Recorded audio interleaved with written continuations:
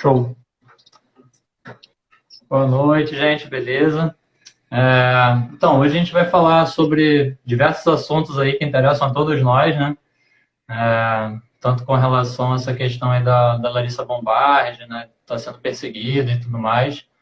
E também sobre a proximidade, né, que a Virgínia teve com a Ana Primavera, né? No processo que ela escreveu a biografia da Ana Primavera, também é um assunto bastante interessante que a gente conversou aqui nos bastidores, né? Quando a gente se falou. E é isso, né? Então a gente vai começar falando sobre essa questão da Larissa Bombardi, que eu acho assim essencial, né? Central da gente conversar. Para quem não sabe, ela é uma geógrafa, né? Professora que está sendo perseguida por ter feito um estudo, né? Fazendo todo o levantamento de como são dadas as aplicações de agrotóxicos no Brasil, quais são as consequências, quantas pessoas são envenenadas, né? Até as pessoas que tentam se matar bebendo agrotóxico, enfim, uma série de coisas que ela relatou no estudo. E ela está bem sendo perseguida, né? Enfim, uma série de questões aí que fez ela acabar pedindo exílio, né? Para sair da profissão dela, né? De professora lá na USP e partir para o doutorado dela, né? Aí queria que você falasse um pouco mais sobre a sua proximidade com ela também, né? Você também foi professora da Larissa, né? Então, achei muito interessante também essa informação. Aí queria que você falasse um Não, pouco. ela foi a minha professora. Ela foi sua... A Larissa foi a minha, ela foi minha professora. A Larissa faz parte até do meu processo com a doutora Primavera, porque quando eu entrei em contato com o universo da Primavera, eu me apaixonei instantaneamente. E aí eu comecei a buscar pela Primavera em todos os lugares e comecei a estudar agroecologia. Na geografia, quando eu fiz faculdade, eu nunca tinha ouvido falar de agroecologia. Essa palavra não existia no meu vocabulário, eu nunca tinha escutado agroecologia. Eu me formei em 96, enfim. E aí fui buscar, comecei a fazer um mestrado e a Larissa foi a minha professora nesse processo. E foi um encontro muito feliz entre eu e a Larissa. Eu me identifiquei de cara com ela, gostei demais dela. Eu só fiz essa matéria e depois nós nos encontramos em eventos que ela ia falar sobre o trabalho dela do agrotóxico e eu ia pela Primavera, né? Eu já tinha lançado o livro. Então a gente está junta num trabalho complementar, né? Porque a pesquisa dela, ela é importantíssima, vital para que a gente fundamente tudo isso que a gente está defendendo como legado da Primavera, que é uma pesquisa que aprofunda a questão do uso do agrotóxico, né? Essa perseguição, eu tenho tido contato frequente com ela. Ela está indo viajar mesmo, ela vai viajar. Mas eu já falei isso para ela. Você vai voltar muito mais forte do que você imagina, porque ela não vai desistir. Ela me prometeu que ela não vai desistir e ela não é mesmo de desistir. E tenho certeza que ela vai voltar muito mais embasada do que ela já é, porque olha, você ter uma aula com a Larissa, ela sabe número, ela sabe porcentagem, ela sabe tudo de cabeça, né? Porque ela está muito aprofundada na pesquisa dela e ela vai voltar muito forte. Agora, a questão das ameaças, elas não são novidade. Quando eu fiz o livro da doutora Ana, não foi surpresa para eles falarem sobre isso. Falaram, olha, a gente passou por isso também, principalmente o professor Adilson Pascoal. E aí eu já aproveito para fazer o grande link nessa questão do agrotóxico que a Larissa está denunciando. E eu quero mostrar, então, esse livro que a Expressão Popular lançou.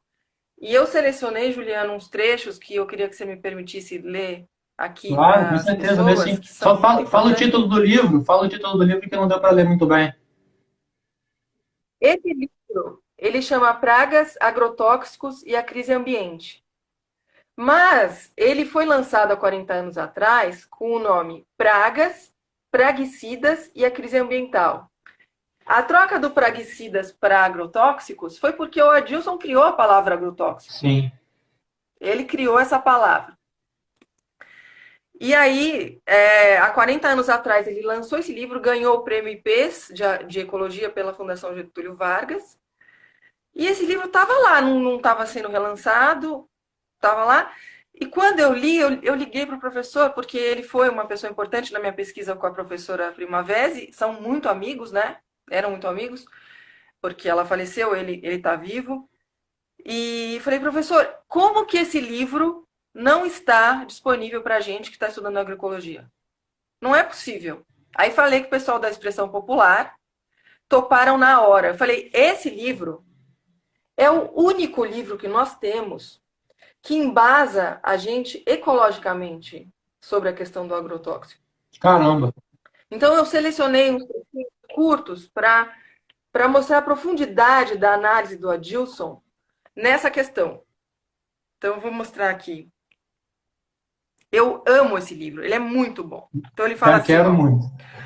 Um fato... Já quero muito esse livro. Um fato Um fato esquecido pelos erradicadores de pragas foi que os insetos estão neste mundo há cerca de 400 milhões de anos e o homem, Homo, há apenas 2 milhões. Houve, assim, 398 milhões de anos de vantagem para esses animais se adaptarem, com muito maior adequabilidade às condições adversas do meio. Os agrotóxicos evidenciaram a grande plasticidade das populações de pragas para responderem a um fator extrínseco novo e ameaçar-lhes a sobrevivência como espécies, assim como mostraram a atuação ininterrupta dos processos de seleção e de evolução. Então, ele já começa com isso aqui. Aí, ele fala assim: observações meticulosas parecem favorecer a ideia de que ecossistemas mais complexos tendem a ser mais estáveis. Ou seja, a estabilidade de um sistema aumenta quando o número de ligações tróficas nas teias alimentares aumenta proporcionalmente. Tais sistemas complexos tendem a se manter estáveis, mesmo quando perturbados, o impacto das forças externas sendo dissipado entre as várias partes integrantes. Os sistemas simplificados, que ele quer dizer a monocultura, né?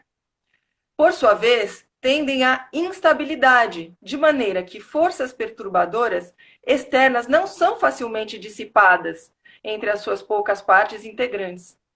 As partes do ecossistema que promovem interações são espécies de animais e de plantas.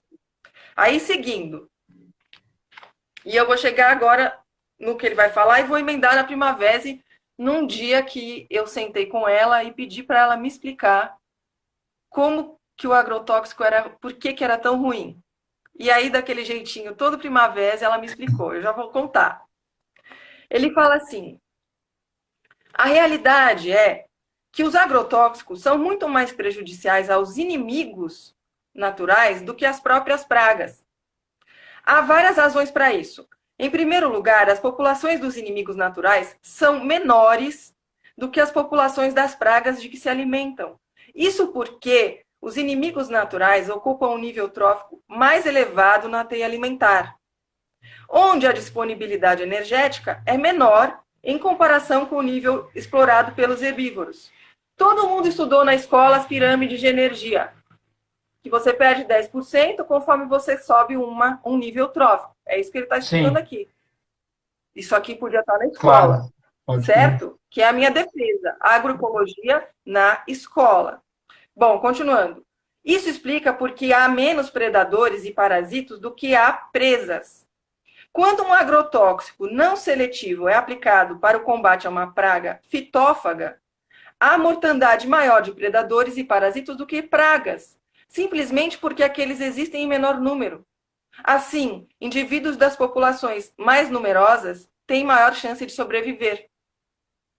Não é necessário, contudo, que todos os predadores ou parasitos morram. Basta uma redução drástica que dificulte a localização do sexo oposto na reprodução ou problemas genéticos devidos a cruzamentos somente entre indivíduos de uma mesma população para que algumas espécies se extingam. Olha que genial isso daqui. Incrível. Com esses argumentos, nós derrubamos qualquer pessoa que defenda o uso de veneno. Pode crer. E para terminar, ele vai falar o seguinte, curtinho agora. Desculpa eu ler, mas é que é muito importante. Não, com certeza. Cara, é isso, né? Embasamento sem raiz, mais raiz de todos. A gente fala, tem que falar quem é que sabe. Claro. Nesse círculo vicioso em que ingressaríamos, os produtos químicos seriam usados em larga escala para atender às necessidades alimentares de uma população humana sempre crescente, mas, em contrapartida, contribuiriam para agravar ainda mais a poluição do ambiente, através da ação letal, mutagênica, carcinogênica ou teratogênica dos seus resíduos. Que vantagens, então, teríamos em seguir essa filosofia? Seria de perguntar. Nenhuma, obviamente. E aí, eu cheguei para a doutora Ana e falei, doutora Ana, me explica, por favor, como é que é essa questão do agrotóxico? E aí ela falou o seguinte, vocês devem conhecer esse livro aqui, né?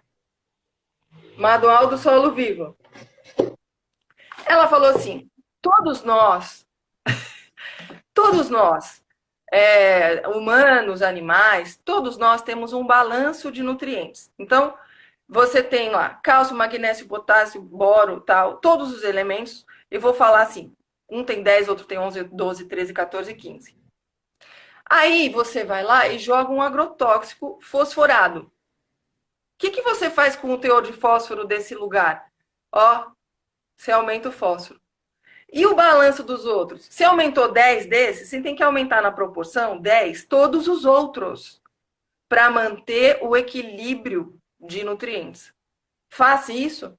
Não. O que aconteceu? Desequilibrou tudo. Aí vem a praga, outra praga, porque já jogou o veneno, já estava com a praga. Aí vem outra praga. Aí o homem vai lá e faz o quê? Joga mais veneno. Ele aumenta, pode ser um fosforado e pode ser de outro, mas ele vai aumentar a proporção desse elemento e os outros vão ficar lá embaixo. Então, consegue ver que isso vai desequilibrar completamente a planta.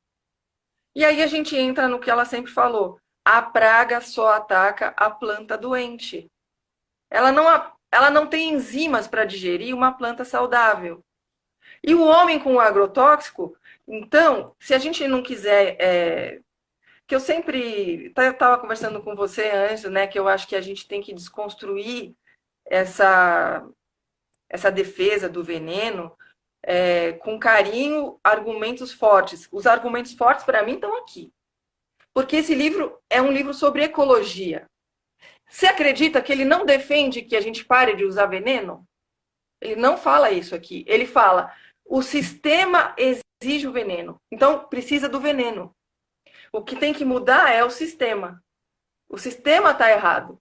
E aí chega assim a pergunta, bom, mas e aí não dá para produzir em larga escala, em grande escala? E aí o Adilson fala assim, até anotei, o que é escala? Grande escala. Eu manejo uma propriedade de 100 como se fosse em 4 de 25.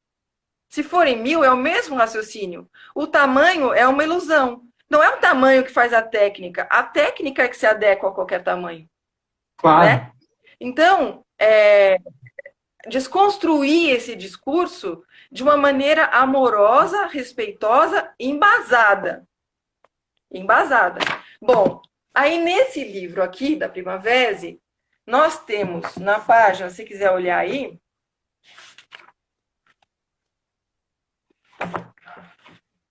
(138),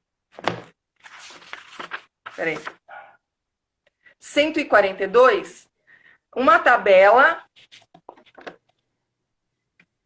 essa tabelinha aqui, na página 142, que fala assim, deficiências induzidas por defensivos com base mineral, que é esse exemplo que eu dei do fósforo. Então, por exemplo, você vai lá e faz a calda bordaleza. Qual que é o metal principal da calda bordaleza? É cobre. O que você faz quando você joga a calda bordaleza? Você joga o cobre lá em cima. Desequilibrou a planta. Os outros não estão equilibrados. Acabou, já desequilibrou. Né? Total. Então, é apaixonante aprender agroecologia quando você vê que as coisas têm uma lógica. Eu sou geógrafa. Eu não sou agrônoma, eu não sou bióloga. Mas dá para você ler isso aqui e falar assim: é verdade isso. É assim que funciona. É isso. E foi assim que eu cheguei na Primavera. E falei, porque eu fiz a faculdade de geografia e eu saí frustrada. Porque não tinha agroecologia lá, eu acho. E eu acho que eu precisava da agroecologia e ela não existia. E no fim, acabei chegando por Deus escreve certo por linhas tortas, né? Então, eu consegui chegar nessa agroecologia da melhor maneira. Tem uma outra coisa que eu queria linkar nessa coisa do equilíbrio dos nutrientes, que o agrotóxico desequilibra e que nós precisamos cuidar do equilíbrio, que é o seguinte. No meu livro tem uma história no capítulo chamado Paola. Você conhece essa história da Paola? Não, conta.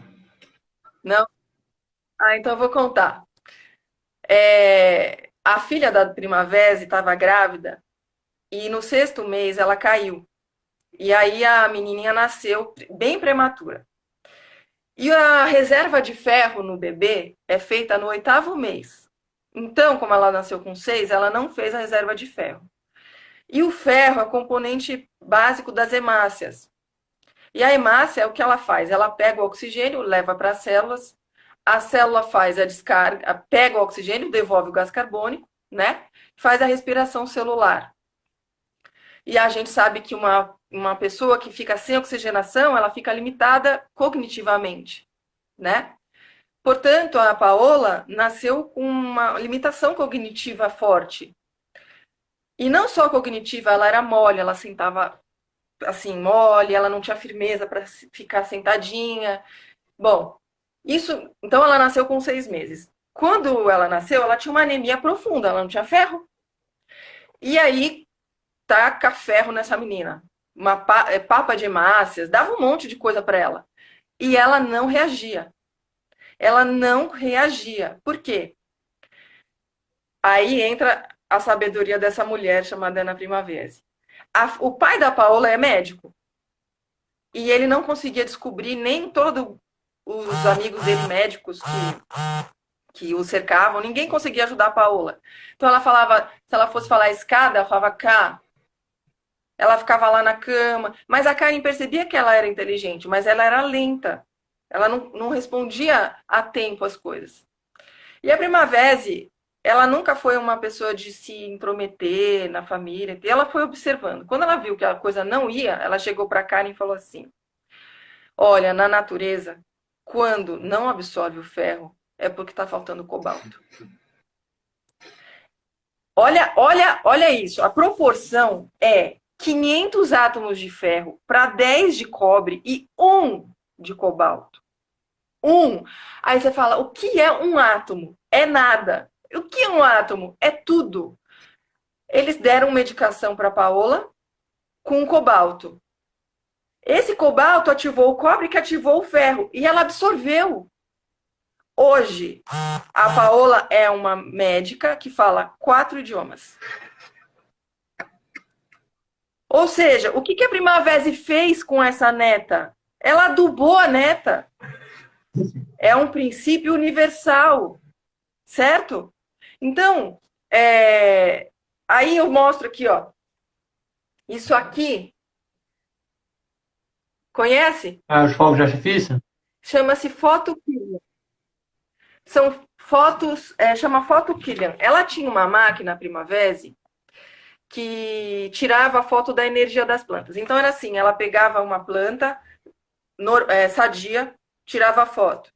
E aí ela adubava, aumentava aquele teor de um nutriente, né?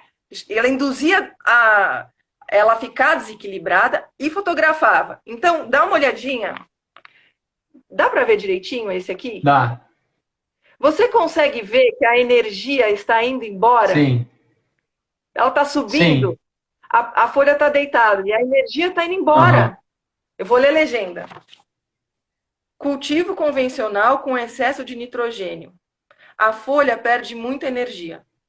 Recebia defensivos todos os dias. Olha aqui. Cara, que incrível, que incrível. Tá indo embora. Aí, essa foto aqui é a foto da energia circulando na planta boa. Olha a diferença. Olha isso. Vou ler a legenda. Cultivo orgânico com EM4, folha normal sem defensivos. Olha que coisa maravilhosa. É a aura da planta. Aura. Né? Não é lindo? Cara, muito incrível, muito incrível. E isso aqui era uma coisa, porque ela ia lá fazer as palestras, né? E ela falava assim: eu vou falar para os agricultores, eu quero que o agricultor me entenda. Então ela tinha uma linguagem muito didática, muito gostosa. Ela não usava termos muito científicos, porque ela queria que o agricultor entendesse ela. E aí ela começou a ser acusada de não ser científica. Porque a gente tem essa coisa de que o texto que eu não consigo ler, que é um saco, que eu tenho que ler 5 vezes aquela página para entender, esse é científico. Mas os livros da Primavera que você lê numa sentada porque você entende, não é científico. Né? Então, era incrível, porque ela fazia as palestras e o pessoal já carcando ela. E no final ela ainda me mostra um negócio desse, que é uma coisa esotérica. Eles queriam matar ela. Você acha que ela se importava? Ela não se importava nem um pouco. Ela falava, eu tenho certeza do que eu tô falando. Claro. Entendeu?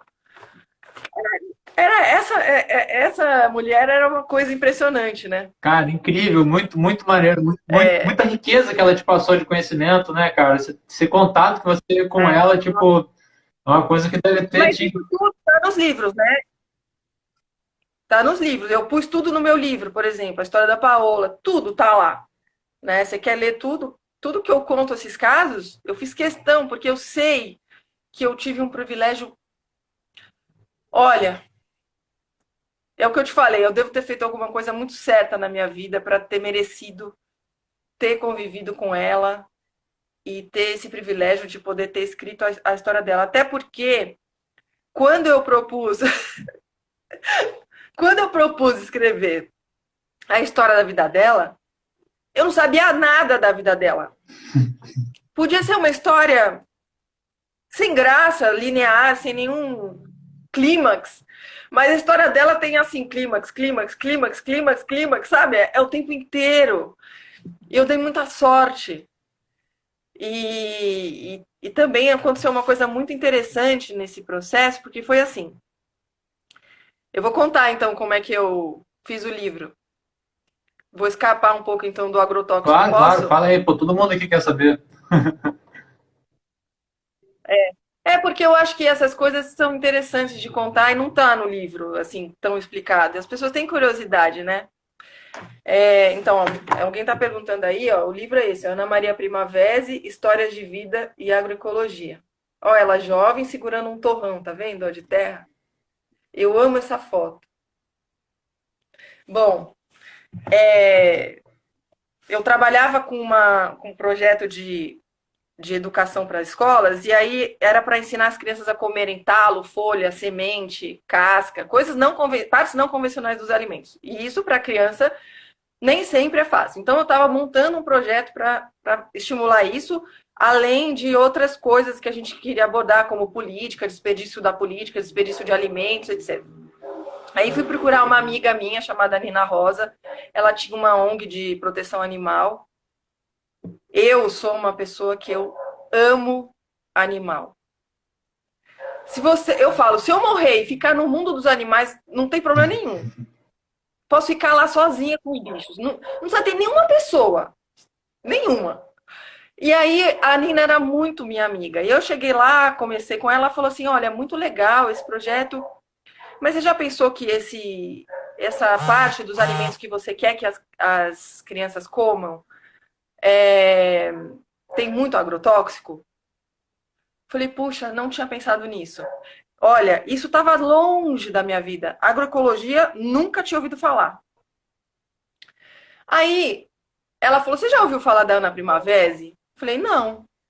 Aí ela me deu os CDs, que são aquelas palestras que estão no site. No site da Primavesi tem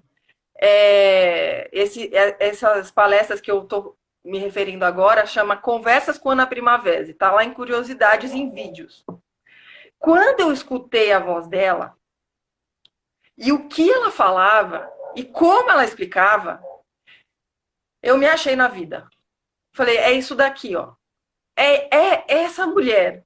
Aí eu já tinha saído da Nina, posto o CD no carro e já estava ouvindo. Então, quando eu cheguei no meu trabalho, eu já entrei no computador, já fui olhar livro, já não sei o quê, procurar tudo dela. E naquela época ela morava em Itaí, mas às vezes ela vinha para São Paulo para autografar livros e tal. E numa dessas sessões eu fui. A primeira vez que eu encontrei com a filha dela. Eu cheguei para Karen e falei para ela assim: posso escrever a história de vida da sua mãe? Juliano, eu não tinha intimidade, eu nunca tinha escrito nenhum livro, eu não sabia nada da vida dela. E eu não me lembro de ter perguntado isso também. Eu juro para você que eu não me lembro de ter concebido isso antes para chegar para ela e falar, eu vou perguntar para ela se eu posso. Não! Brotou de você. Alguma coisa me intuiu para que eu falasse isso. Bom, aí ela ficou meio assim, claro, ela nunca tinha me visto. Vamos ver, não sei o quê. Aí ela me deu o telefone dela. E eu sou Capricórnio, né? O Capricórnio, pelo menos eu, capricorniana, se eu falar para você que eu vou fazer, né? Aí eu peguei, dei uns dias, liguei, falei, olha, é a Virgínia, tal, queria saber se vocês pensaram. Ah, tudo bem, pode fazer. E eu tinha certeza que ela ia falar não. Eu tinha certeza que ela ia falar não, porque ela não me conhecia, né? Bom, aí foi engraçado essa parte, porque eu não sabia nada dela. Então eu fiz professora, fiz lá, fui no computador, nome do pai, nome da mãe, nome dos irmãos, data de nascimento e não sei o quê. E cheguei lá na frente da Primavera, que sempre era uma coisa para mim, assim, eu estou conversando com essa mulher. Eu convivi com ela 10 anos. Esses 10 anos, essa sensação nunca passou. Nunca. Bom, aí eu comecei. Como era o nome da sua mãe? Clara Conrad. E a data de nascimento? Tal. E o seu pai? Tal. E seus irmãos? Aí ela falou: mas isso aí não vai dar certo. Mas isso. E ela era franca, assim, ela falava muito na sua cara, assim. Aí eu percebi que daquele jeito não ia dar. Aí o que eu fiz? Eu comecei a conversar com ela e anotar os nomes que ela citava e com a Karen também. Falei, mas e as pessoas do movimento? Sei que anotava. Aí coincidiu que ela fez uma cirurgia no fêmur e ela teve que ficar 6 meses em São Paulo para se refazer dessa cirurgia. Então eu aproveitei e eu fazia o quê? Eu chamava essas pessoas para ir visitá-la. Então eles iam lá, eles matavam a saudade, relembravam as histórias. E enquanto isso, eu ia filmando, ia anotando tudo, ia entendendo o que cada um era nessa história toda, nessa teia da história dela. Aí ela amava, e ela adorava, porque ela não via há muito tempo essas pessoas. Quanto tempo você ficou nesse projeto de pesquisa escrevendo? Eu levei 6 anos para fazer o livro. E essas pessoas foram fundamentais para eu conseguir fazer o livro. Elas me ajudaram muito, muito, muito, muito, muito mesmo. E foi um momento assim maravilhoso de a gente. Todo final de semana a Karen fazia aquelas comidinhas gostosas, a gente ficava lá, dava risada, contava caso, era uma delícia. Mas eu tinha um buraco na minha pesquisa, que era o período da guerra, o tempo que ela entrou na universidade, quando ela conheceu o marido, quando ela casou e veio para o Brasil. Eu tinha esse buraco. E ela não falava sobre a guerra, ela não queria falar, ela já não falava muito, era muito reservada. E aí eu falei, pronto, agora vai ficar complicado, porque ninguém tem como falar sobre isso, a não ser ela que viveu isso. A filha podia saber uma coisa ou outra, mas eu não tinha conteúdo, eu não tinha cenário, eu não tinha como escrever isso, né? Bom, aí a situação dela lá na fazenda, com 90 e tantos anos, com a perna ruim, numa fazenda, sozinha, chegou num ponto que não dava mais. Então, veio morar com a filha aqui em São Paulo. Foi muito duro para ela. Porque quando ela foi para Itaí, ela tinha 60 anos, ela tinha recém-enviuvado e ela comprou uma terra totalmente degradada. Lá no site tem lá também curiosidades, tem Itaí, o antes e o depois. Você olha o antes, é um deserto aquela fazenda. É arenoso, é cor de areia. Você olha o depois, é um paraíso verde. Então, aquele lugar, para ela, significava muito. Ela se reconstruiu ali. E ela abriu mão de tudo na vida dela. O castelo que ela morava, ela foi abrindo mão das casas, dos lugares, de tudo.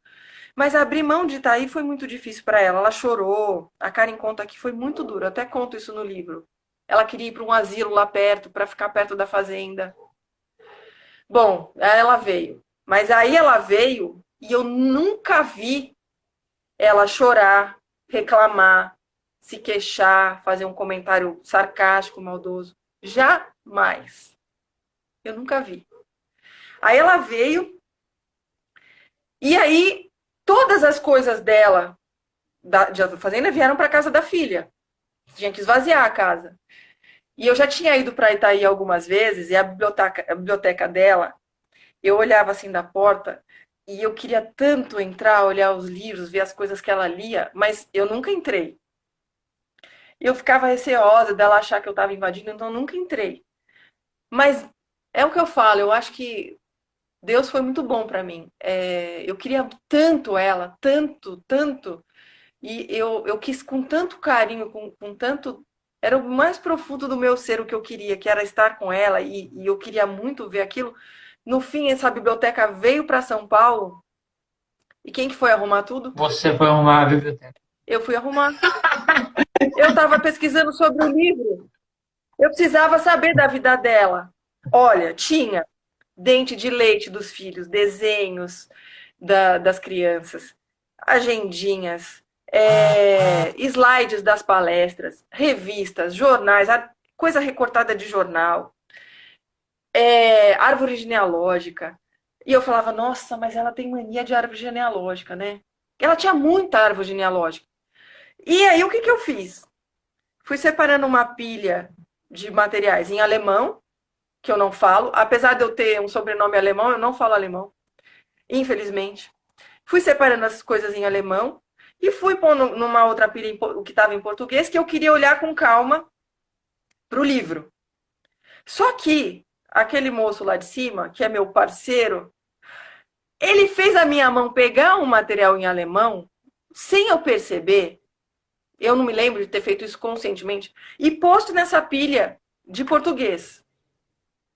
E vai arrumando, e tira tudo, e arruma. E eu sou super organizada. Então, eu arrumei aquilo lá, nossa, setorizei revista, jornal, arrumei. E deixei lá. Chegou um dia, numa outra vez que eu estava lá, eu passei as minhas férias de julho fazendo isso. Porque tem isso também. A minha convivência com a Primavera, ela foi tão profunda que chegou num momento que a família viajava para a Europa, porque os filhos estão lá na Alemanha e tal. Eu ia passar o mês de julho lá com ela. Eu que cuidava dela. Cuidava. Ela era super independente, mas eu tava lá se acontecesse alguma coisa. Eu passava os 30 dias das minhas férias com ela. Bom, chegou um dia, a neta, a Gabriela, chegou e falou assim, mãe, lá na cozinha, eu queria ver um documento, não sei o quê. Eu falei, Gabi, eu sei onde tá, guardei lá, vamos lá atrás. Cheguei lá atrás e peguei, dei o documento para a Gabi, olhei para aquela pilha de português e esse documento estava por cima. E também, sei lá, peguei, dei para a Gabi e falei, o que está escrito aqui? Era um documento escrito em alemão, em papel manteiga, já estava até se desmanchando, sabe? E aí estava escrito assim, ó, não sei se vai dar para ver por aqui. Essa aqui era a capa desse documento. Isso aqui. Dá para ver? Dá para ver. Tá escrito assim, ó. Eu e Você na Caçada Humana. Paul Pulger. Aqui é uma das páginas desse documento. Dá para ver, ó? Aham. Tudo amassado, tudo cheio de mancha. Já estava papel manteiga muito fininho, tinha muitos anos. Aí ela pegou, folheou, folheou, olhou, olhou, chegou no final e tinha esses desenhos assim, ó.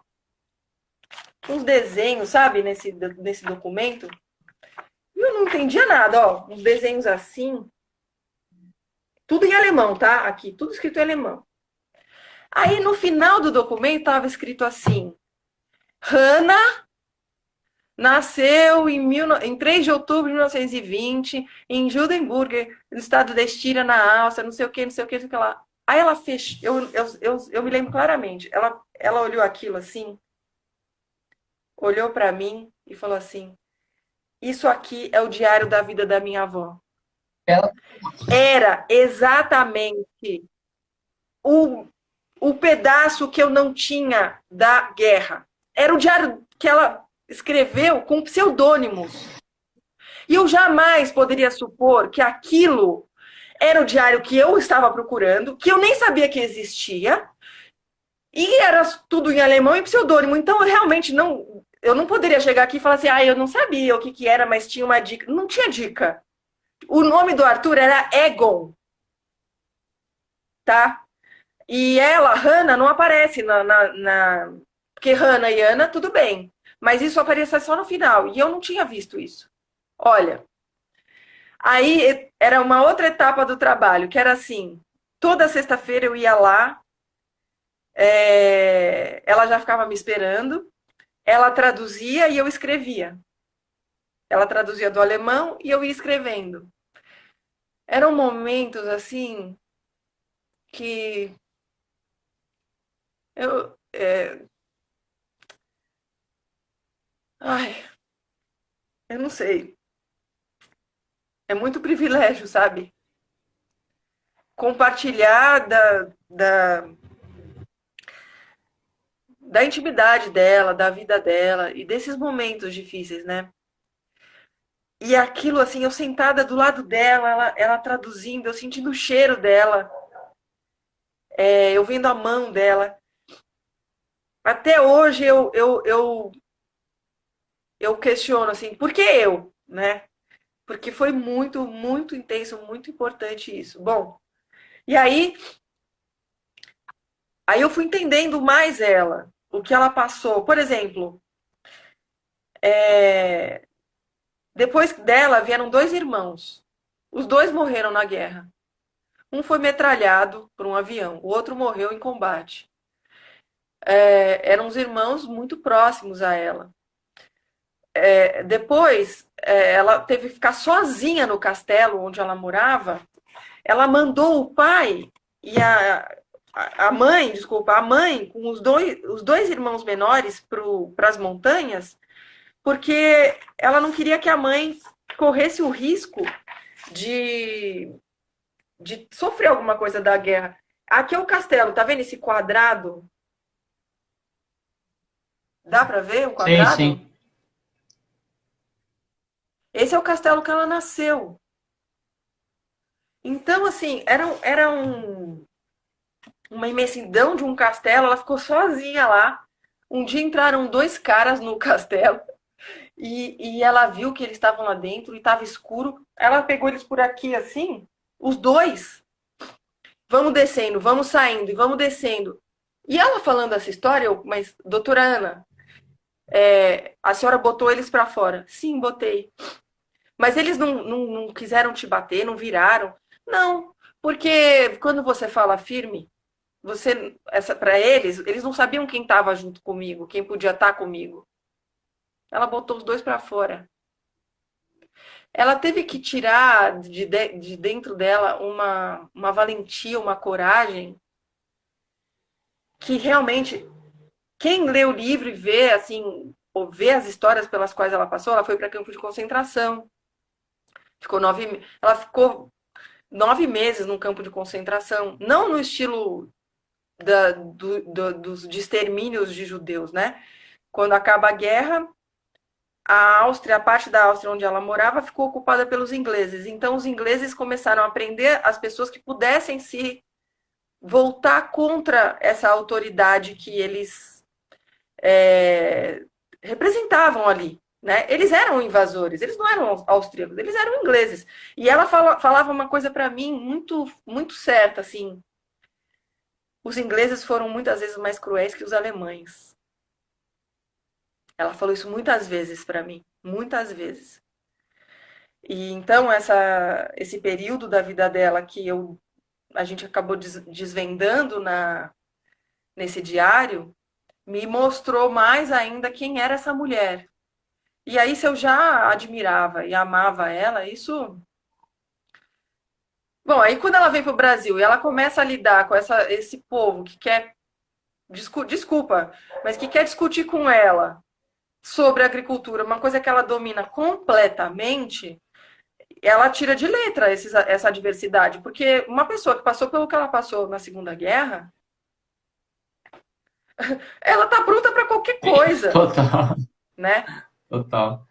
Então ela conseguiu passar por coisas incríveis. Queria que você falasse um pouco, assim, depois que ela vem para o Brasil e tal, é que ela começa a desenvolver, né, todo esse processo, eu vi que ela foi chefe do laboratório de pesquisa, né, ela fundou e chefiou, né, o laboratório de pesquisa lá do Rio Grande do Sul, né, da faculdade, e como é essa relação que ela foi desenvolvendo com o MST, né, que depois ela foi trabalhando muito, né, em palestras e tudo mais, nos assentamentos, né, e hoje em dia o MST é um dos maiores produtores de orgânicos do Brasil, graças a toda a atuação dela, né, toda a militância que ela foi desenvolvendo, né, claro que também devido à militância deles, que é muito importante, né, mas todo esse processo que foi acontecendo e que ela deixou esse legado para a gente, né, que é o maior movimento agrícola de reforma agrária do mundo, né.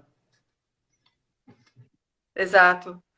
É, ela foi com o Arthur para Santa Maria porque eles começaram a cultivar, a fazer o trabalho como agrônomo, foi um sucesso. Então eles foram convidados para alguns lugares, Brasília, mas eles optaram por Santa Maria.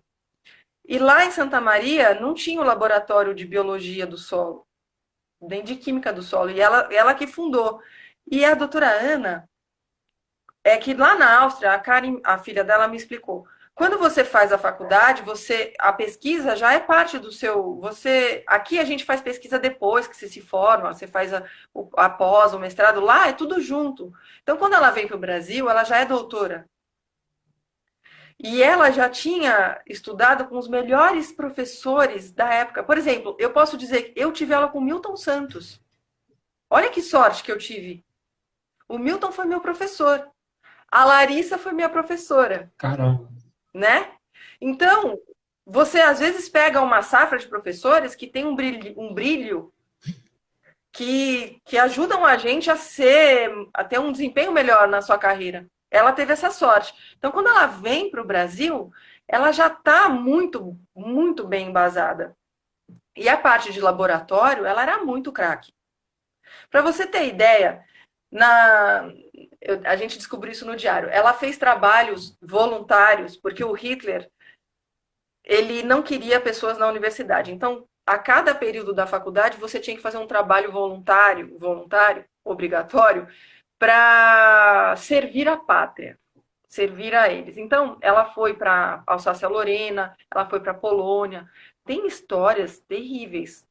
Mas teve uma passagem dela que ela foi trabalhar com amostragem de solos, eu acho que foi em Lorena, na Alsácia-Lorena, na França, e que ela desenvolveu a acuidade tão forte com a questão de ver o solo, que ao tomar um vinho, ela sabia de que uva aquele tipo de solo vinha.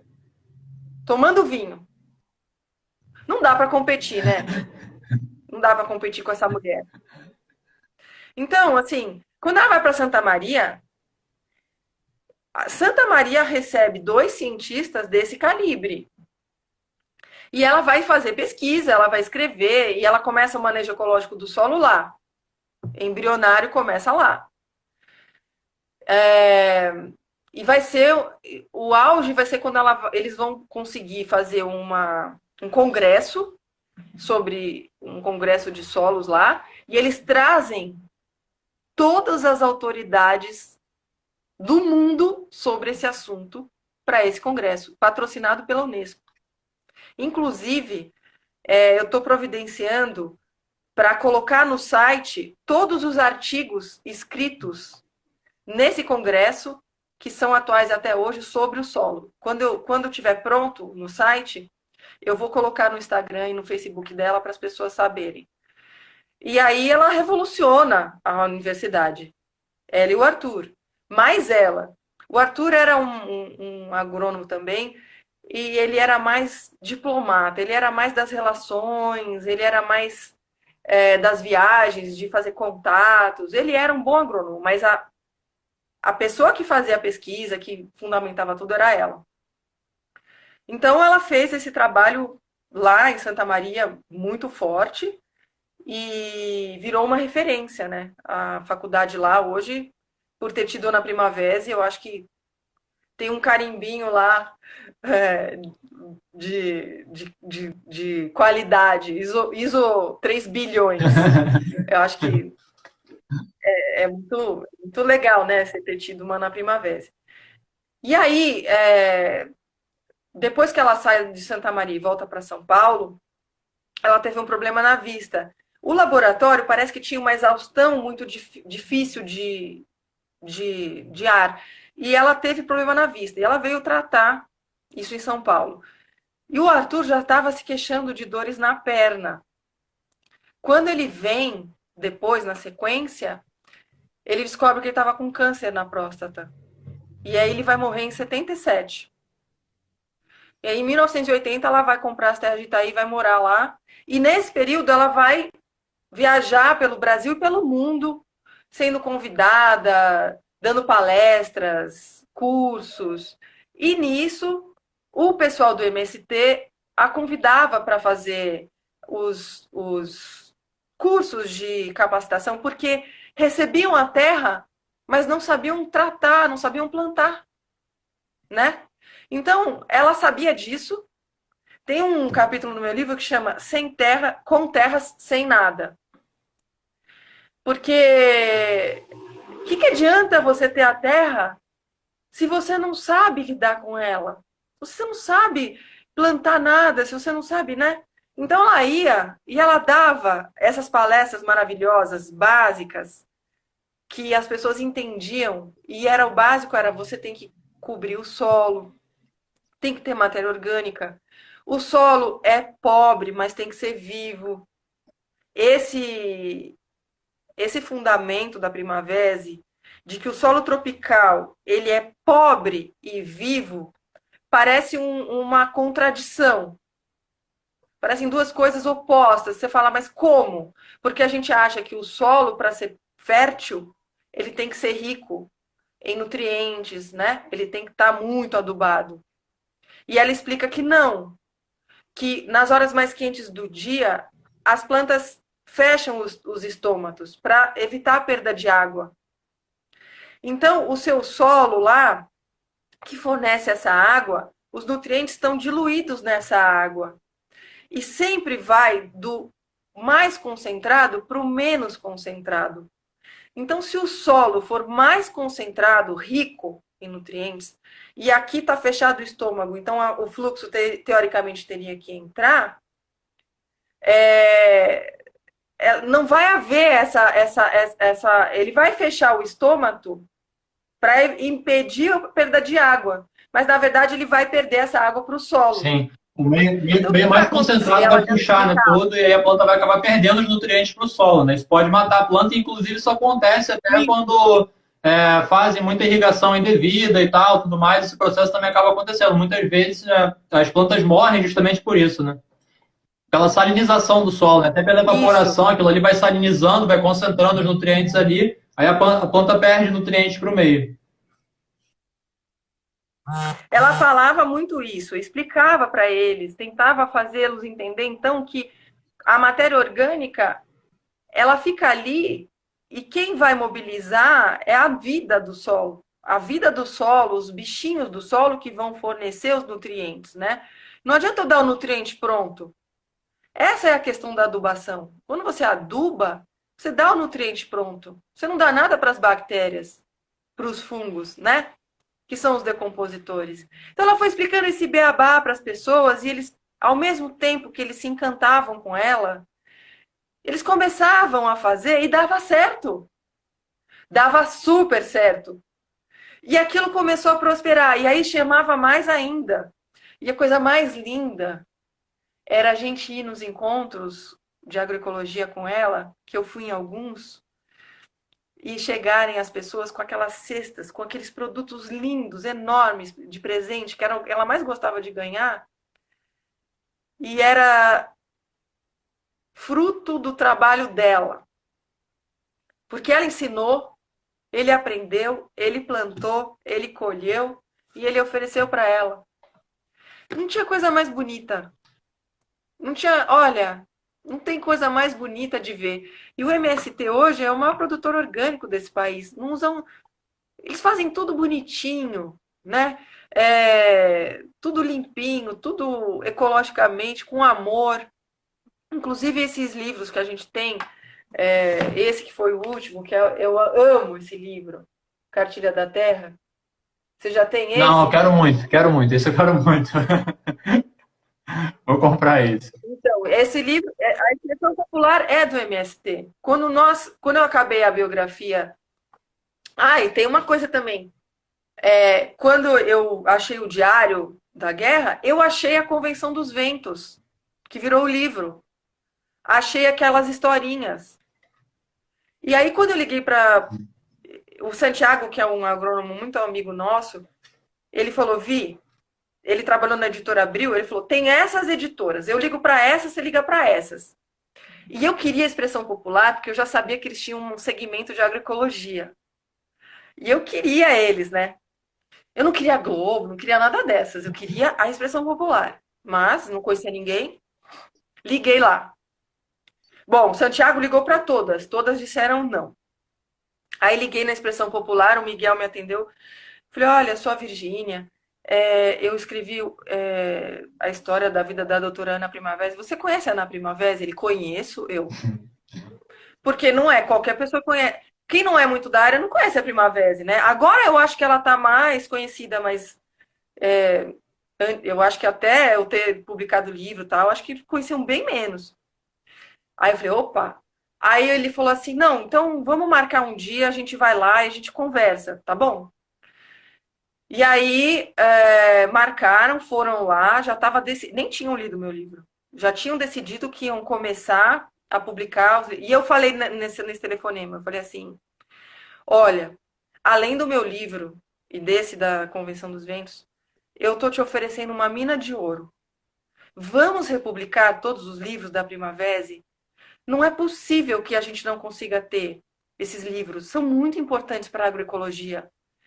É a pessoa mais importante da agroecologia. E eles falaram, é verdade. E aí eles foram lá, eles falaram, bom, a gente vai começar com a sua biografia para as pessoas conhecerem ela.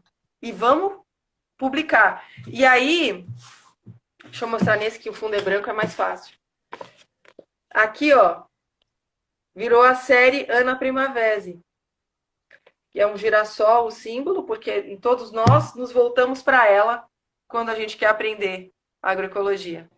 Então, todos os livros têm esse loginho da série Ana Primavera e eles estão publicando. Então, o que o MST faz? Ele planta direito, ele faz um movimento de agroecologia gigantesco, ele promove cultura, eles nos apoiam. Tudo que eu propus para eles, a gente fez. No centenário dela, que foi agora, dia 3 de outubro, ela tinha falecido já, porque ela morreu com 99, né? Então, no centenário, ela não estava aqui. Nós lançamos esse livro, que é a homepage do site, é essa ilustração da Pamela, que eu amo essa artista. E aí, Juliana, eu te pergunto, atrás da Primavera, o que você vê? O sol do girassol.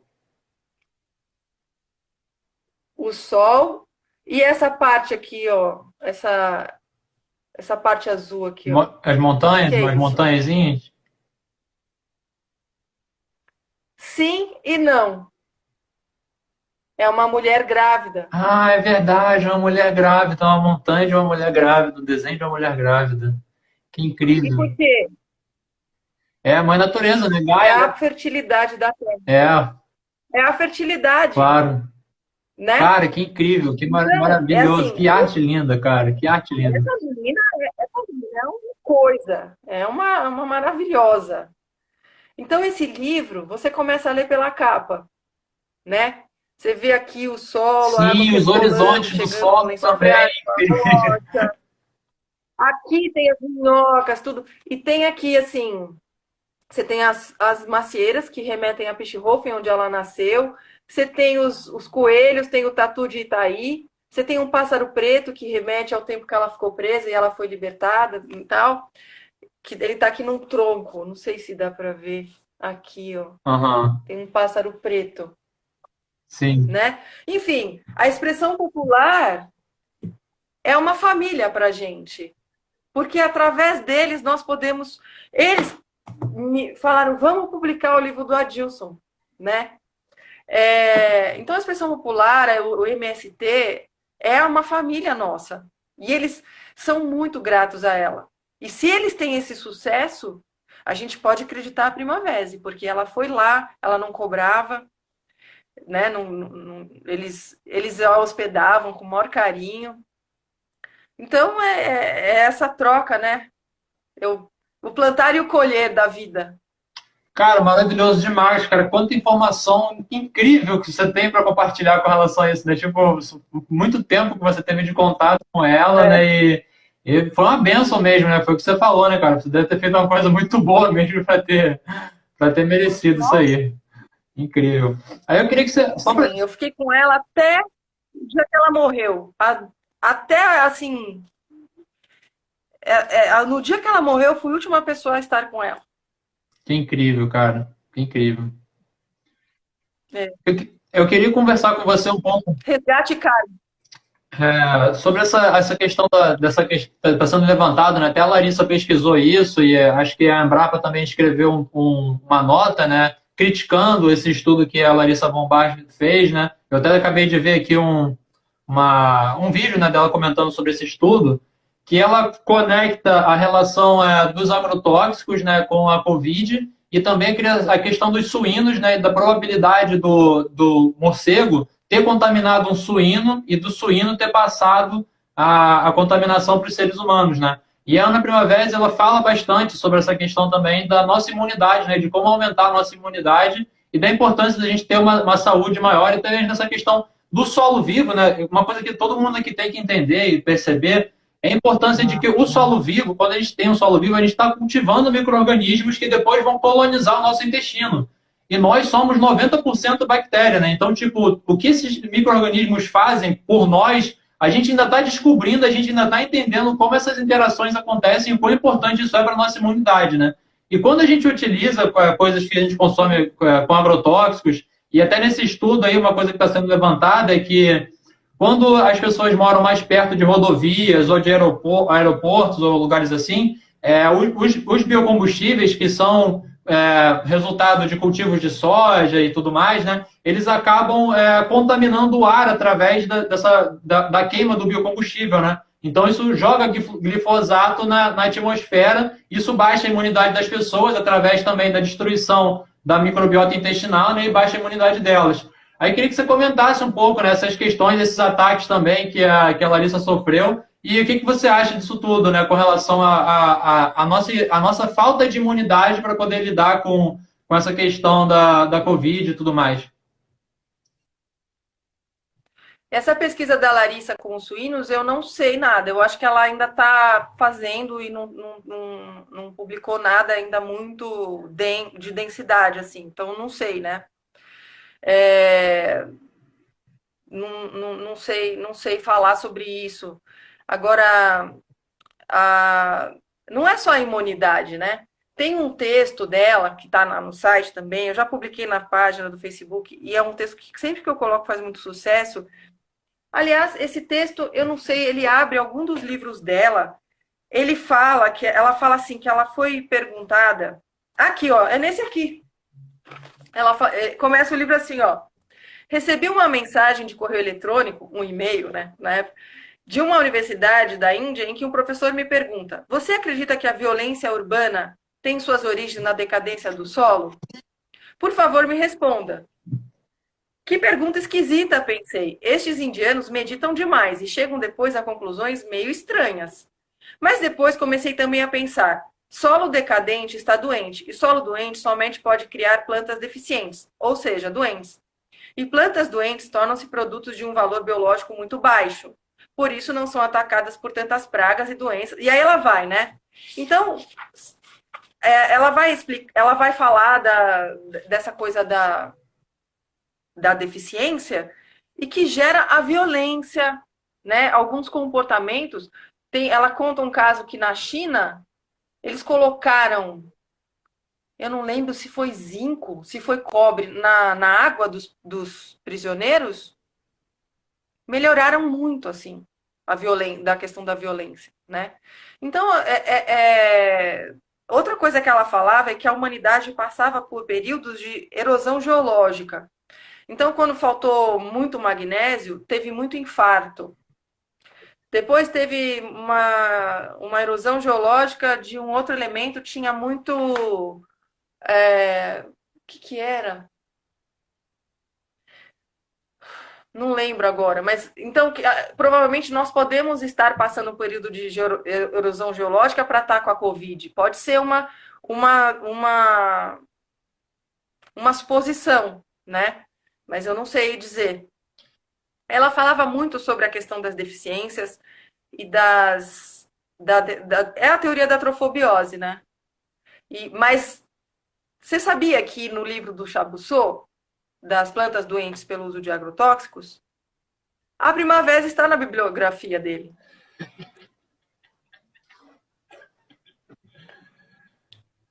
Pode crer, cara. O trabalho que ela fez foi incrível, né? Tipo, a gente ainda vai colher os frutos disso ao longo de muitos anos, né? Porque é isso que a gente está vendo aqui, né? Você vendo a quantidade de livros, a quantidade de materiais que ela gerou, né? E também esse contato que você acabou fazendo, essa militância também, tipo, pô, tem que te agradecer pro resto da minha vida. Acho que todo mundo aqui tem que te agradecer muito por você ter feito esse movimento, né? E ter conectado a MST, ter mostrado para eles a importância disso, enfim.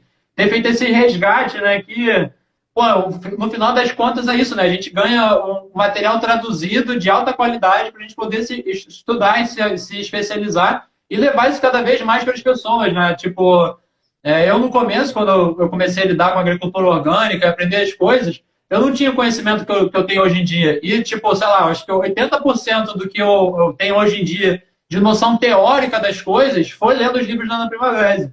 Foi tendo contato com esse conhecimento super simples, né? Essa tradução simples de coisas que são totalmente científicas, né? Muito aprofundadas, né? Hoje em dia, o que está se desenvolvendo de pesquisa... O livro dela... Pode falar. Pode falar. Os livros dela se sobrepõem. Às vezes você lê uma coisa num livro, tem no outro. Ele se sobrepõe. Mas sempre o que está aqui não está aqui. E às vezes você lê aqui e aí você não entende aqui, mas você entende aqui, e aquilo une. É impressionante como ela consegue, do jeitinho dela, ensinar a gente a amar a terra, né? E aí eu acho que tem um trabalho que ela fez, que foi o filme sobre a vida do solo, que quem não viu deve ver. Porque se você tem ainda... Claro, são muitos seres vivos, é uma sucessão de coisas que acontecem no solo, né? Então, esse filme está lá no site, você vai em curiosidades, é a primeira coisa que vai aparecer, filme A Vida do Solo. E naquela época não tinha computador. Se fazia assim com a mão, você tinha que desenhar pedaço por, né, parte por parte. Então, ela demorou, ela concebeu o filme inteiro. Tem todos os bichinhos, íons, tem o nitrogênio, tem o cálcio. E o cálcio é ela. Se você olhar o personagem Cálcio, é ela. O Santiago que matou essa charada. Eu não tinha percebido. Cara, eu vou te falar. E esse filme, ele mostra, por exemplo... É. Esse documentário, eu fiz assim, eu tenho um curso online, né? Nesse curso online eu vou explicando tudo, assim, eu peguei um material de um professor meu de ciências do solo, eu vou lendo tudo que ele explicava, né? E vou traduzindo, pegando os trechos da Ana Primavera e mostrando, né, o que que a agroecologia fala e o que que os agrônomos convencionais ensinam, né? E toda essa parte que eu vou explicando isso, que é tipo, sei lá, uns 4 módulos lá, tipo, 1 hora de cada aula mais ou menos, no final, quando eu chego na conclusão, eu falo assim, gente, tudo que eu fiz aqui, tudo que eu expliquei para vocês, é para vocês assistirem esse vídeo aqui agora e terem capacidade de entender o que ele está explicando. E é justamente esse vídeo aí que você está falando, que é a vida no solo. Que cara, esse vídeo é perfeito. Legal. Só que você tem que ter um entendimento anterior bem grande para você poder acompanhar tudo aquilo que está acontecendo ali. Mas ali mostra todo o funcionamento do solo e a durabilidade da matéria orgânica no solo, né? Quanto tempo aquilo ali dura se você não alimentar. E o que que acontece? Quais são as sucessões ali, né? Quais são os animais, quais são os micro-organismos que vão aparecendo ali e tudo mais. E que sempre existe a possibilidade daquilo ali voltar, né? Quando você trabalha de novo a vida no solo, você tem como dar animosidade de novo para o solo e trazer a vida de volta, né? Isso para mim, tipo assim, cara, é o último nível da coisa, né? Tipo, quando você entende isso, você começa cada vez mais a captar a essência da coisa. Quê? Ele mostra...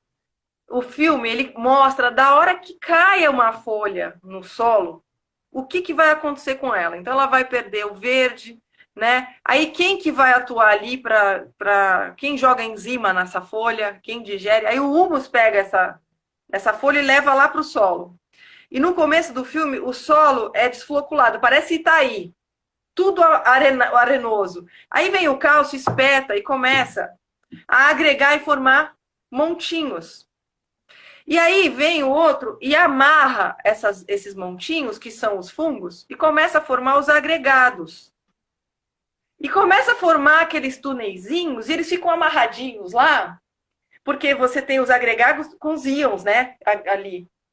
E aí começa aquela dinâmica de vida, mas você vê que tem todo um trabalho lá dentro do solo para formar esses agregados.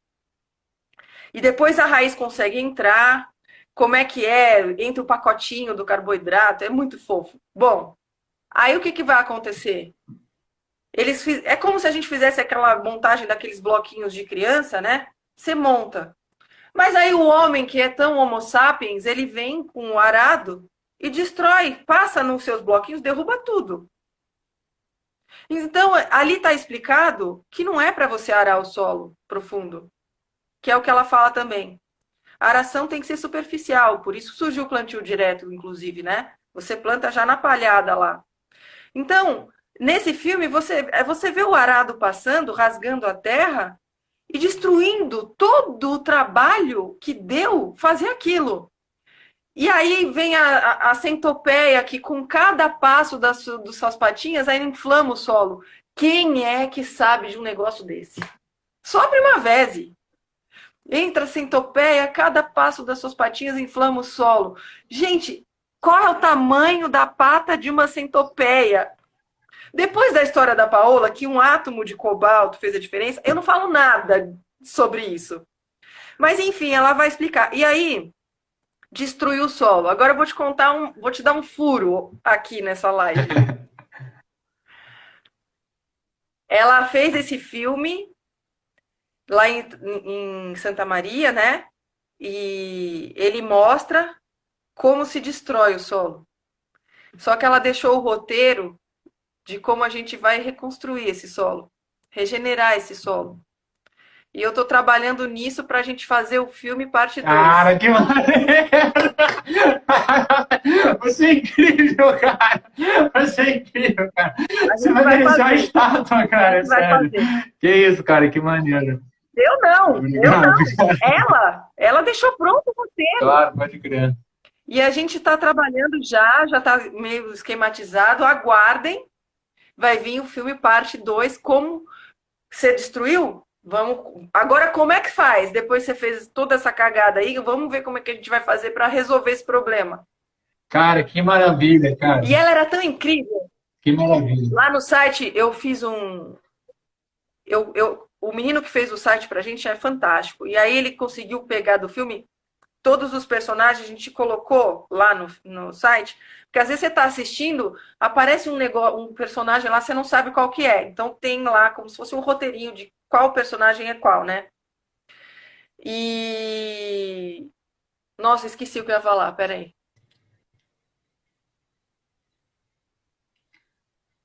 Tava falando da parte 2.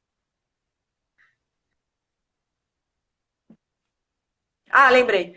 Aí, esses personagens, eles têm umas características. Então, você tem uns que tem umas coisinhas para cima, né? Eles têm uma característica que é mais ou menos parecido como eles são na natureza. E nós soubemos, a filha dela, porque as pessoas contam muito as histórias pra gente, porque a gente estava com a doutora Ana, né? Que um cara estava na aula e o professor começou a falar, não, então, porque agora a gente consegue saber que esse micro-organismo ele tem essa aparência. Aí um menino que estava na aula já tinha visto o filme, ele levantou a mão e falou assim, mas isso daí já aparece no filme da Primavera e ela fez isso na década de 60. E eles estão descobrindo agora como é que Pode são. crer. Olha só, pausa, rapidinho, peraí. Hoje em dia, né, isso que eu estava falando naquela hora que a gente parou ali, e acabou que eu não desenvolvi, mas era bom até para você poder chegar nesse ponto, que é o seguinte, hoje em dia, o que se desenvolve de tecnologia de ponta, né, sobre ciência do solo e de restauração do solo e tudo mais, que é a Elaine Ingram, a gente até ontem fez uma live, a gente falou bastante sobre ela com o Pedro, que está até aqui hoje acompanhando a gente, e o Jeff Lowenfield também, que é um outro grande pesquisador sobre micorriza do solo e como lidar com os micro-organismos e tudo mais. O que eles estão pesquisando é justamente isso. Quando você coloca lá um microscópio no solo e você olha, quando o solo está vivo mesmo, ele está estável, você tem que reconhecer quais são os micro-organismos que estão ali e qual é a função de cada um deles ali. Você, tipo, é como a gente olhar um animal na natureza e a gente vê a cadeia alimentar ali na natureza, só que você está olhando para a microbiologia do solo. E, tipo, ali tem milhões de organismos, né? E você bate o olho ali e você acaba identificando, né? Quais são os tipos de micro-organismos que estão ali para poder entender se aquele solo realmente está no máximo da sua potencialidade, se está tudo certo mesmo como deveria ser, né? E isso é incrível, né, cara? Porque a gente está realmente voltando a tudo aquilo que ela falava, tudo aquilo que ela explicava, né? Hoje em dia, a tecnologia de ponta está justamente em cima disso, né? Para poder trazer o máximo potencial das plantas, né? O maior potencial medicinal delas, né? Então, isso é incrível, né? Nós passamos da Revolução Verde, que todo mundo sabe que ela fracassou, para a Revolução Biológica. A gente vive essa Revolução Biológica, né? Hoje você combate a praga com vespinha que vem por Sedex, né? Você compra por Sedex os bichinhos. As maiores empresas hoje estão investindo em controle biológico, né? Nessa parte biológica. Essa parte que eles falam da rochagem, não é rochagem, pó de rocha. Sim. Eles usam largamente o pó de rocha, mas o pó de rocha só atua com ação biológica, né? Então, ela estava certa. Ela está certa. Olha, ela escreveu, eu sempre falo isso, a Primavera não era normal. Não era normal. Por quê? Ela tinha 3 filhos, ela dava aula na faculdade, escrevia artigo científico, cuidava da casa dos filhos, ela curava as pessoas lá. Tem uma parte do meu livro muito interessante que ela ficou conhecida lá em Santa Maria porque ela era doutora. E não adiantava explicar que ela era doutora em agronomia. Doutora é doutora, eles falavam. E aí, ela chegava em casa, a porta estava cheia de gente. Uma estava com o filho doente, a outra com não sei o quê, e queriam que ela desse receitas, porque ela sabia. O chá que era bom para isso, a planta que era boa para aquilo. Ela trabalhou incessantemente, essa mulher. Ela escreveu 94 artigos científicos inéditos. Coloca isso num tempo e tudo que ela fez, mesmo ela vivendo 99 anos, sendo que nos últimos anos ela não produziu nada, ela parou, não dá tempo. Não dá tempo. E essa história da cura é engraçada. Teve uma mulher, eu conto isso no meu livro, o filho dela era policial. E ele tinha convulsões direto, ele não conseguia mais trabalhar. E ele já tinha passado pelos médicos, nenhum médico conseguiu resolver o problema dele e tal. E aí a doutora falou para ela, mas eu não sou médica, não posso ajudar. Não, por favor, a senhora sabe sim. Aí a doutora Ana pensou assim, bom, vou dar um vermífugo para ele, porque mal não vai fazer. Só que o vermífugo que ela dava não era de farmácia, era um vermífugo com cabelo de milho, chá de cabelo de milho e não sei o que, sei lá. Bom, a mulher foi lá, fez o chá, deu pro filho. Falou que ele fez 2 bacias de vermes, lotadas. E ele nunca mais teve nada. Caramba. Antigamente a gente tomava vermífugo constantemente. Hoje as crianças não tomam vermífugo, né? Pode crer. É um parênteses aí, mas enfim. Ela curou muitas pessoas com essa sabedoria. E no site eu me matei com a Karen para fazer a compilação dessas receitas. Estão todas lá. Na parte de acervo, se você desce, tem lá textos, artigos científicos, artigos em outras línguas, apresentações, tem embaixo receitas. Você clica lá, tem receita para verruga, para cólica menstrual, para quando entra um negócio na sua pele para você tirar, para tudo que você pode imaginar. E é tudo com chá e tal. E foi interessante, quando eu estava pesquisando a receita, ela foi bem no finalzinho dela. E às vezes, assim, é uma colher de chá de não sei o quê. Eu falei, mas doutora Ana, uma colher de chá não é muito pouco? Falou, não. Você vai tomando e vai vendo o efeito. E aí você vai aumentando. Se você já toma tudo de uma vez, você não tem a chance de depois ver se aquilo deu efeito ou não. Sim. Ela era de uma sabedoria, assim. Incrível. Tudo que você conversava com ela, você aprendia. E a filha dela é a mesma coisa. Sim, A Karen é sim. igual. Eu já vi algumas palestras, É já vi igual. algumas palestras da Karen, assim, parece cópia da Ana Primavera, né? Ela fala as mesmas coisas com a mesma profundidade. É incrível. Ela é muito. Karen domina muito. É incrível. Estuda tudo, estuda demais, sabe muita coisa. Essa mulher, a doutora Ana soube. Inclusive, essa história dos filhos ela perdeu um filho, né? Isso também é interessante. Quando eu estava terminando o livro, eu ficava lá direto na casa dela. E aí, como eu sou muito organizada, às vezes eu fazia umas arrumações lá. A Karen me pedia, falava, Vi, vamos dar uma arrumada aqui? Vamos. E era para arrumar as coisas da doutora Ana. E aí eu achei uma pasta um dia nas gavetas dela que estava escrito assim, Hatch, a história de um menino. Era a história do caçula dela, o Arthurzinho, desde pequenininho, como ele aprontou tudo, como ela criou, porque ele nasceu com o cordão umbilical enrolado no pescoço e ele teve problemas de cognição também, porque ele ficou sufocado. E o pai meio que marginalizou. E ela tratou ele normal. Falou, se ele tivesse que varrer a sala e levar mais tempo, ele levava mais tempo, mas eu não ia falar para ele, deixa assim. Não, ele ia varrer a sala. E quando esse filho morreu, olha, eu sei que quando eu estava escrevendo essa história, eu transcrevi esse diário porque ele é muito lindo no meu livro. Eu chorava tanto. Teve um momento que eu parei, porque eu estava molhando meu teclado, de tanto que eu chorava. Ela criou com tanto amor esse filho, e ele morreu com 33 anos, num acidente de carro. Foi um baque. Então ela em vida passou por todas as perdas que uma mulher pode passar, uma pessoa pode passar. Pai, mãe, os irmãos, o filho, o marido, né? Então, e ela sempre foi muito de seguir em frente, de não ficar se lamentando. Isso me ensinou muito, muito mesmo. Além da questão agronômica, eu aprendi muito com ela. Sim, total. Eu sou muito melhor. Eu sou uma pessoa muito melhor, humildemente dizendo, porque eu conheci e convivi com ela. Total, total.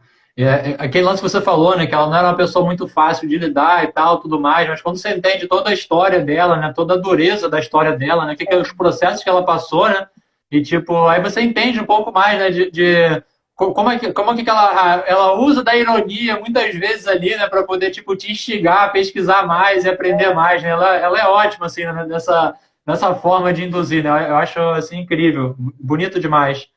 E muito feliz, cara, de ter tido essa oportunidade aqui de compartilhar contigo, de trocar essas informações com você. Tô, assim, maravilhado mesmo. Aí queria que você fizesse os últimos comentários aí, que você falasse sobre o site para a galera aqui poder saber um pouco mais do site, porque é uma ótima ferramenta que as pessoas não exploram o suficiente, né? Depois você for me mostrando as funcionalidades que tem lá no site, aquele monte de coisa lá, os áudios dela, né? Tem aqueles áudios dela lá também que são maravilhosos. Enfim, tem muita coisa interessante para poder pesquisar lá no site.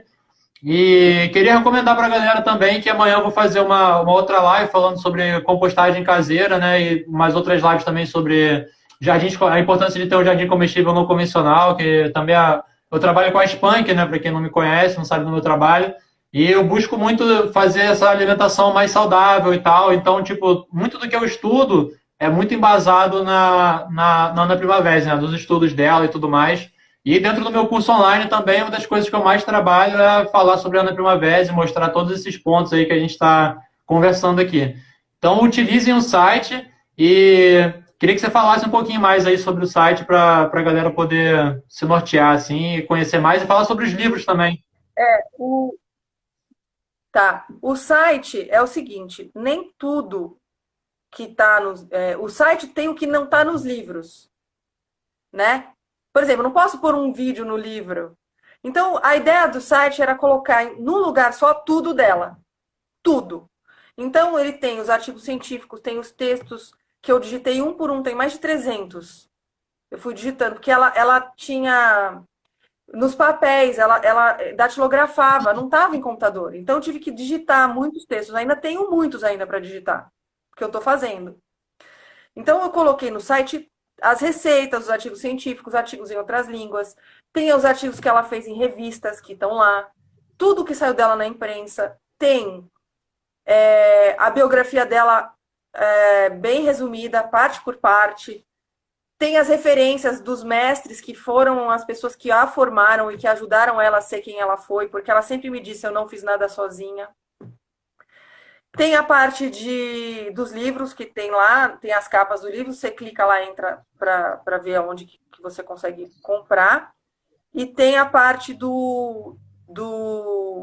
das curiosidades, que tem os vídeos, tem os desenhos do Arthurzinho, que são desenhos só da vida no campo, assim. Ele é filho da primavera, assim, é tudo os terreninhos com maçã, pera, uva, tudo bonitinho, a vaca, tal. Tem as fotos de Itaí, tem uma parte lá que é a família austríaca, tem as fotos dela, tem várias fotos com a linha. Deu um trabalhão montar ela de pequenininha até ela velhinha, a gente fazer ela envelhecendo. Eu coloquei lá também uma parte que são da família austríaca, tem o pai, a mãe, os irmãos que morreram na guerra. E tem uma parte muito interessante que são os documentos de quando ela veio para o Brasil e algumas curiosidadezinhas, por exemplo, quando os filhos nasceram, ela não tinha dinheiro. E naquela época você não ia em loja comprar enxoval, fazia-se o enxoval. Ela tricotou os casaquinhos dos filhos e cada casaquinho era um ponto com linha de pregar botão. Não é linha de lã, é linha fina de pregar botão. Ela fazia casaco. E cada um com um ponto. Eu te falo que essa mulher não era desse planeta. Não era. Ela sabia fazer tudo. Ela cozinhava bem, ela tricotava, ela costurava, ela fazia pesquisa, ela sabia tudo de solo. Então, lá no site é assim. Ai, mas eu não sei, eu tô querendo saber plantar café, eu tô com dúvida. Põe lá na lupinha café, tudo que tiver de café vai aparecer. Então, aos poucos eu tô colocando mais coisa, e olha que já foi coisa pra caramba. Tem a foto Kirlian lá, tem isso aqui, ó, tá lá, tem várias fotos. E mostra com cobre, sem cobre, como é que funciona na planta. Tem lá essa parte, é muito interessante. Então, se você tiver interesse, você quer lá assim, adubação, põe lá na lupinha e escreve adubação, vai te abrir tudo que tiver no site de adubação. Isso ajuda bastante, eu acho, as pessoas. Então, a ideia do site é essa. Tá tudo no mesmo lugar. Às vezes a pessoa me liga, Virginia, você tem uma foto? Vai lá no site. Aí eu ligo, tá no site, tá no site, tá tudo no site. É para ajudar as pessoas mesmo a chegarem nela. Maravilha, cara, maravilhoso. E levamos 2 anos e meio para montar esse site. 2 anos e meio. Ele foi todo pintado em aquarela pela Pamela, ela fez a capa da Cartilha da Terra. Então, essa é a homepage do site. E ela fez com cores inspiradas em terra, aquelas tintas feitas à base de terra. Ela se inspirou nessas tintas para fazer o site. Essa menina é maravilhosa, é uma artista incrível. Incrível, cara. Não teve nenhuma pergunta aí? Então, Pra isso que eu ia gente? falar, pedir pra galera, se vocês tiverem alguma dúvida aí, quiserem perguntar alguma coisa, a gente pode tirar a dúvida de vocês. E queria pedir também para vocês a colaboração de vocês de compartilhar essa live aí, espalhar ela para o máximo de pessoas interessadas em agroecologia e nesses temas todos, né? Porque as informações que vocês estão ouvindo aqui, tipo, é tudo de primeira mão mesmo. Tipo, eu nunca nem tinha ouvido muita coisa aqui, nem sonhava, né? E fiquei de boca aberta também. Agora, Juliano, esse livro aqui, ó, é obrigatório. Para quem faz, você que é da parte de ecologia, né? Esse livro aqui é uma coisa. É uma lição de ecologia esse livro. É maravilhoso. É muito bom.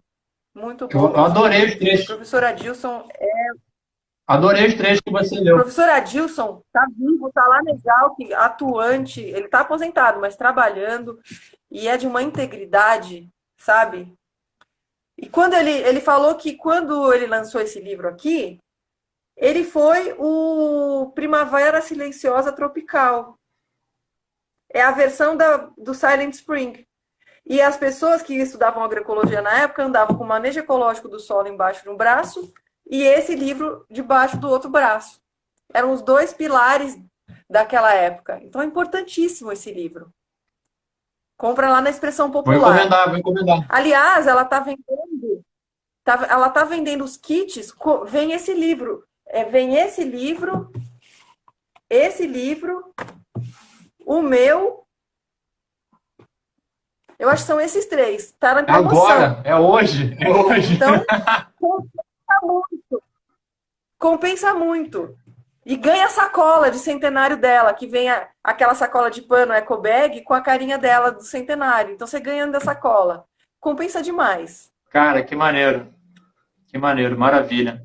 E, Juliano, eu acho que a gente tem que fazer uma campanha que a agroecologia tem que estar nas escolas. Com certeza. Isso tem que ser ensinado na escola. Você precisa... A gente pode dar aula de química com o solo, a gente pode dar aula de biologia com o solo, né? A gente pode dar aula de matemática com o solo. A atração das forças de física é no solo, né? Porque o cara, ele vai para a escola, ele sai sabendo aquecimento global, poluição dos rios, ele sabe um monte de problema. Vamos ensinar eles a amar a natureza para a gente resolver?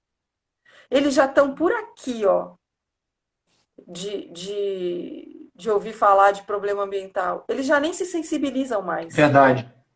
A gente tem que mudar esse enfoque. O enfoque tem que ser no amor, no apego, no amor à natureza.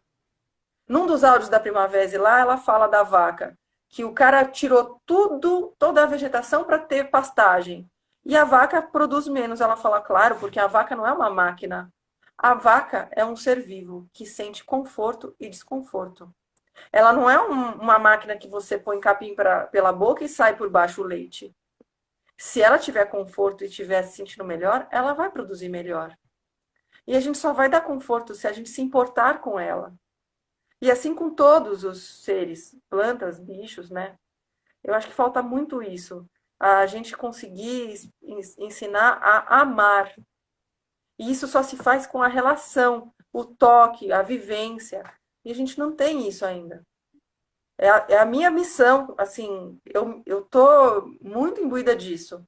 Da gente botar nas escolas a agroecologia como matéria, como matemática, física, química, entendeu? Ou então ela penetrar nessas matérias muito mais. Sim, total. Eu trabalho lá na Unirio, né, na faculdade que eu faço parte, a gente tem um projeto lá que chama Jardim Didático Evolutivo da Unirio. E nesse projeto a gente recebe crianças que têm deficiência visual do Instituto Benjamin Constant, né, que fica logo ali do lado da Unirio também.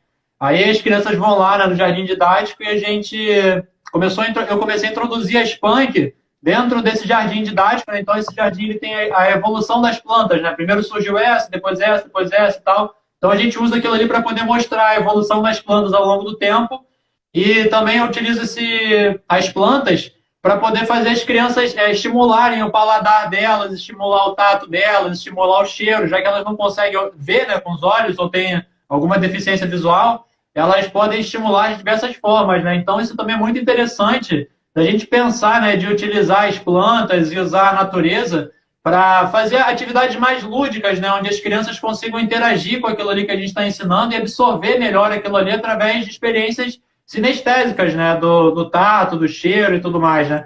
Então isso acho que é muito importante a gente cada vez mais trabalhar isso, né, e também tem essa questão de colocar a mão na terra, né, colocar o pé no chão, né. Hoje em dia a gente não faz mais isso, né, a gente está vivendo uma vida muito esterilizada, né, e de novo volta toda essa questão da nossa imunidade, da quantidade de micro-organismos que a gente cultiva no nosso intestino e tudo mais, que é muito importante para a gente, né? E que a gente precisa voltar a ter conexão com a natureza, a gente precisa se reconectar. Pode falar. Se aparece a formiga, tem um porquê, né? Tudo tem um porquê. E esse ensinamento da Primavera é profundo. Ela fala, você tem que perguntar o porquê antes de perguntar o como eu vou fazer, né? Então você pergunta, a lagarta está comendo lá a sua folha. Então, por que ela está comendo a folha? E não como eu vou acabar com a lagarta, jogando veneno, no caso, né? Matando a lagarta. Eu conheci uma pessoa que ela mandou uma foto, ela era só lagarta, assim. Você via uma encaixada na outra, assim. E o que você fez? Eu taquei fogo. Meu coração apertou de pensar naquelas lagartas pegando fogo. Sabe? E a pessoa faz por mal? Não faz. Ela não faz por mal. Ela não sabe fazer melhor. Porque ela não teve a base. Eu não tive também. E não tenho. E estou buscando. Você também não teve, porque a escola não tem agroecologia. E você busca. Então a gente precisa mudar essa estrutura para a gente ter um mundo melhor. Eu moro em São Paulo. Toda vez que eu passo pelo Rio Pinheiros e Tietê, eu me sinto muito triste. Eu me importo com ele, né? E é um rio que o Tietê chega limpo no Paraná. Você fala, como? Os micro-organismos. Então, essa geração, ela vai lá ver uma formiga, ela pisa. Não sei o que, mata. Tudo é perigoso. E a gente precisa pensar que os seres estão aí. O Adilson fala isso. O Adilson vai falar isso. Cada ser tem seu papel. E os insetos são importantíssimos. Estão aqui há milhares de anos, né? Então, vamos começar a mudar essa mentalidade. E a gente tem que fazer isso juntos. Como a Primavera sempre falou, eu não fiz nada sozinha. Ela se foi, e a minha fala final é essa. Ela se foi e deixou tudo isso como uma missionária do espaço, uma missionária que veio para trazer esses ensinamentos para a gente. E a gente não pode ser estúpido, ignorante, cego e não ver a importância do que essa mulher deixou e não fazer isso continuar e beber disso daqui, absorver isso e praticar para que a gente possa continuar nesse planeta. Exatamente, cara. Porque a gente não faz falta alguma aqui. Se a gente sumir, graças a Deus, não vai fazer falta nenhuma. Exatamente. Então, se a gente quer continuar aqui, vamos mudar a nossa cabeça, vamos estudar agroecologia, vamos juntos. Eu não sei tudo, você não sabe tudo, mas o que a gente sabe, o que a gente pode fazer? É no erro, é no acerto. A gente vai tentando e a gente vai conseguindo. Como o MST fez. E olha aí o êxito que eles estão tendo, né? Exatamente, cara, é isso. Sou suspeita para falar da Primavera, né, Juliano? Eu acho que você chamou a pessoa mais suspeita para falar da Primavera, que sou eu. Mas então, é isso, né? Eu falei o que eu acho. A mensagem dela não deixa dúvidas, né? Eu acho que é uma coisa assim, que é isso, né? O amor pelo solo, né? Ela fala muito sobre isso, né? Ela fala, minha paixão é o solo, né? E é uma coisa que realmente a gente tem que cada vez mais entender a importância disso, né? De realmente amar o solo, que é o que traz tudo que a gente necessita, né? Tudo que a gente realmente necessita para viver. E ela também fala uma coisa que eu acho incrível, que ela diz assim, até naquele áudio da formiga, ela fala assim, quando um organismo se multiplica demais na natureza, é autoextinção, porque ele no final não tem mais o que comer. E é mais ou menos isso que está acontecendo com a gente, né? Como a gente está se... Por isso que a gente está no antropoceno, né? Que é essa era de extinções em massa, né? Que é o que a gente está vivendo hoje em dia, causada pelos seres humanos. Mas o problema não é necessariamente a quantidade de seres humanos, e sim a estrutura com a qual a gente utiliza esse planeta e de como a gente lida com a natureza e faz as coisas, né? A gente tem cada vez mais voltar ao solo, a entender a importância disso, a valorizar quem faz esse trabalho, né? A conhecer os agricultores que estão próximos de você, financiar os agricultores, né? Entrar em contato com o MST se você tiver a oportunidade de comprar, né, produtos do MST, enfim. Valorizar esse movimento, né, e estudar isso também, né? Se você tem a oportunidade, se você entende a importância disso, né, você tem que começar a estudar isso, cada vez mais se aprofundar nisso.